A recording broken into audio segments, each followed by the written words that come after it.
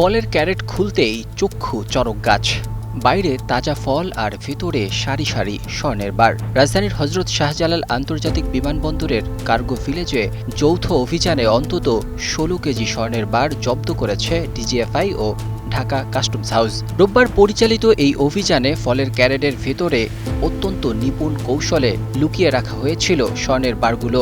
বাইরে থেকে দেখে বোঝার উপায় ছিল না যে ফলের চালানের আড়ালে পাচার করা হচ্ছে বিপুল পরিমাণে স্বর্ণ। সংশ্লিষ্ট সূত্র জানায়, গোপন গোয়েন্দা তথ্যের ভিত্তিতে কার্গো ভিলেজে অভিযান চালানো হয়। তল্লাশির এক পর্যায়ে ফলের ক্যারেট খুলে উদ্ধার করা হয় অন্তত ১৬ কেজি স্বর্ণের বার। প্রাথমিকভাবে ধারণা করা হচ্ছে, হংকং থেকে ক্যাথে প্যাসিফিক এয়ারওয়েজে একটি সিএক্স ফ্লাইটে ফলের চালানের সঙ্গে এই স্বর্ণ বাংলাদেশে আনার চেষ্টা করা হয়।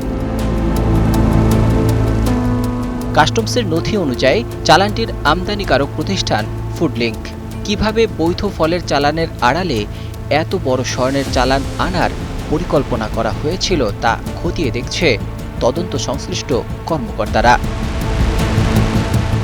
কাস্টমসের অতিরিক্ত কমিশনার মোহাম্মদ কামরুল হাসান স্বর্ণ উদ্ধারের বিষয়টি নিশ্চিত করেছেন। তিনি জানান, উদ্ধার হওয়া স্বর্ণের প্রকৃত পরিমাণ, বাজার মূল্য ও চোরাচালান চক্রের সম্পৃক্ততা নিয়ে বিস্তারিত তদন্ত চলছে।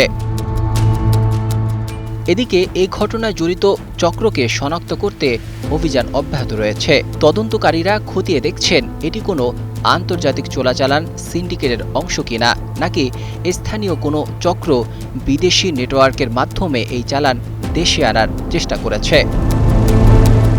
বিমানবন্দরকে ব্যবহার করে স্বর্ণ পাচারের ঘটনা নতুন নয়, তবে ফলের ক্যারেটের ভিতরে বিশেষ কৌশলে লুকিয়ে এত বড় চালান উদ্ধারের ঘটনায় আবারও সামনে এসেছে চোরাচালানকারীদের নতুন নতুন কৌশল।